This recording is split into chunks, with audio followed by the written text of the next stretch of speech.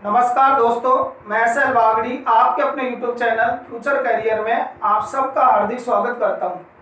दोस्तों, आज का हमारा टॉपिक है हिंदी व्याकरण के अंदर रचना के आधार पर वाक्य के भेद। जी हाँ दोस्तों, आज अपन पढ़ेंगे रचना के आधार पर वाक्य के भेद।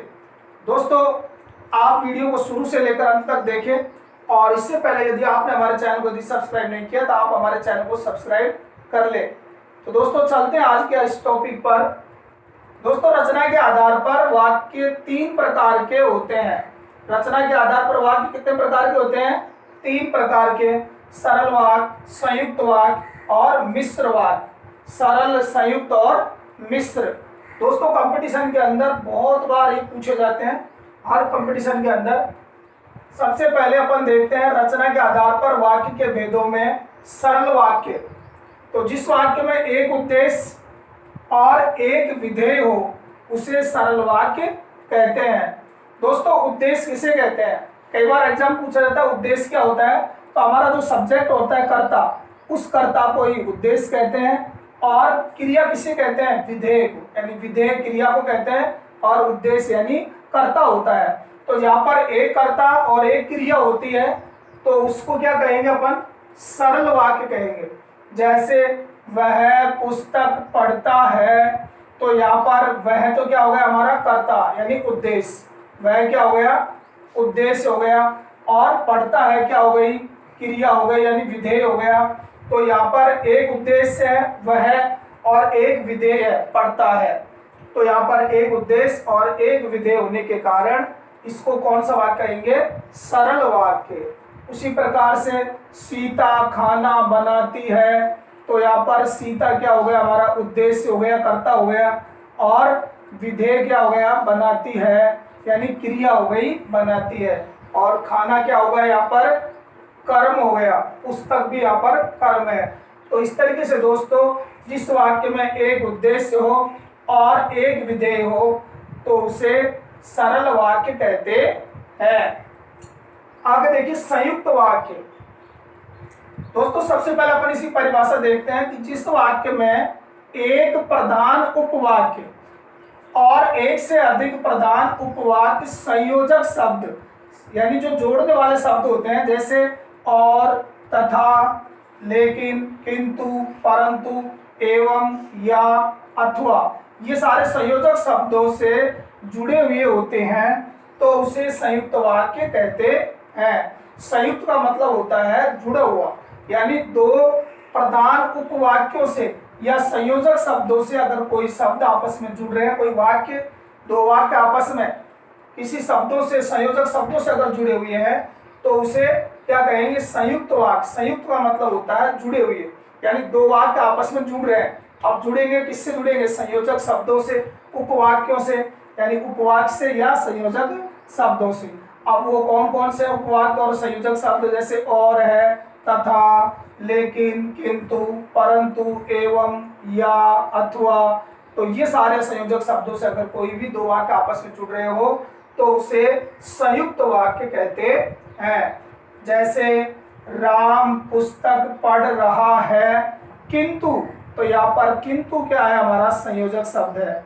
मोहन खेल रहा है, तो यहाँ पर एक वाक्य हमारा होगा राम पुस्तक पढ़ रहा है और दूसरा वाक्य हमारा बन रहा है मोहन खेल रहा है। लेकिन इन दोनों को आपस में संयोजन करने का, जोड़ने का जो काम कर रहा है, कौन कर रहा है? किंतु। तो यहाँ पर किंतु क्या है? संयोजक शब्द है। तो यहाँ पर कौन सा वाक्य होगा? संयुक्त वाक्य। आगे देखिए, भरत आया, भरत आया किंतु भूपेंद्र चला गया।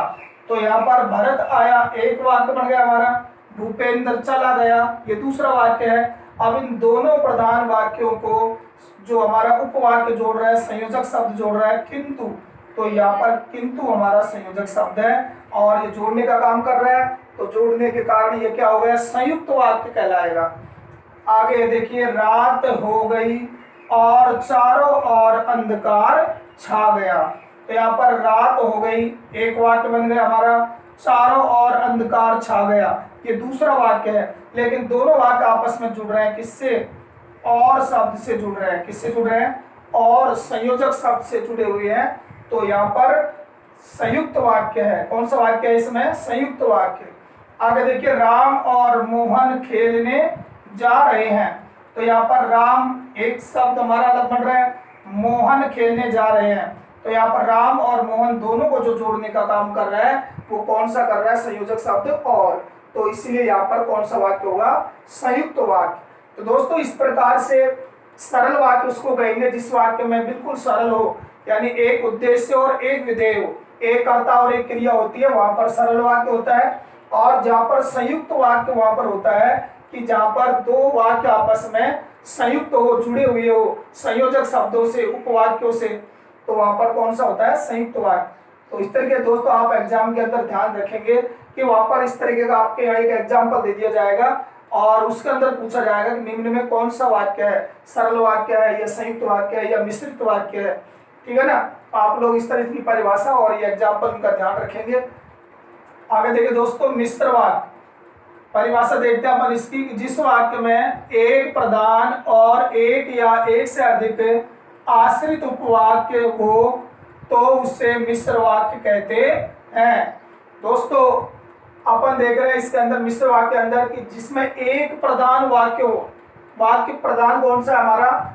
एक वाक्य प्रधान हो और एक से अधिक आश्रित उपवाक्य, जैसे जब तब, जहां तहां, कि, जिधर उधर, जिस प्रकार उस प्रकार, जैसे जैसे, जो सो, वैसे वैसे।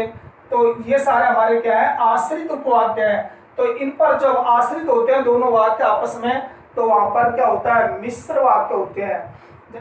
एग्जाम्पल देखते हैं अपन इनका कि जब वर्षा होती है तब मोर नाचने लगते हैं। तो यहाँ पर इसके अंदर जब और तब ये दोनों क्या है? आश्रित उपवाक्य है। तो इसके अंदर मिश्र वाक्य है ये। जब जब वर्षा होगी तब तब हरियाली होगी। तो इसके अंदर जब जब और तब तब क्या है? हमारे आश्रित उपवाक्य हैं। तो इसके अंदर भी मिश्र वाक्य है। जो पढ़ेगा सो पास होगा। तो इसके अंदर जो और सो हमारे क्या है? आश्रित उपवाक्य है। इसी प्रकार से गांधी जी ने कहा कि सदा सत्य बोलो। तो यहाँ पर हमारा की जो है क्या है? ये आश्रित उपवाक्य है। तो इस प्रकार दोस्तों इन सब एग्जाम्पलों के अंदर अपन देख रहे हैं मिश्र वाक्य के। ये सारे एग्जाम्पल किसके अंदर आते हैं? मिश्र वाक्य के अंदर आते हैं। किसके अंदर आते हैं? मिश्र वाक्य के अंदर। दोस्तों आज अपन ने पढ़े रचना के आधार पर वाक्य के भेद, सरल वाक्य, संयुक्त वाक्य और मिश्र वाक्य। दोस्तों सरल वाक्य के अंदर एक उद्देश्य और एक विधेय, यानी एक कर्ता और एक क्रिया होती है। ठीक है ना? उसी प्रकार संयुक्त वाक्य के अंदर दो वाक्य आपस में संयोजक शब्दों से जुड़े हुए होते हैं। दो वाक्य आपस में किससे जुड़े होते हैं? संयोजक शब्दों से, तथा, लेकिन, किंतु, परंतु, या, अथवा आदि से। तो वहां पर संयोजक वाक्य होते हैं, संयुक्त वाक्य होते हैं। उसी प्रकार से मिश्र वाक्य के अंदर एक प्रधान वाक्य होता है और उस पर एक से अधिक आश्रित उपवाक्य होते हैं। जैसे यहाँ पर जब जब, तब तब। तो यहाँ एक से अधिक आश्रित उपवाक्य है।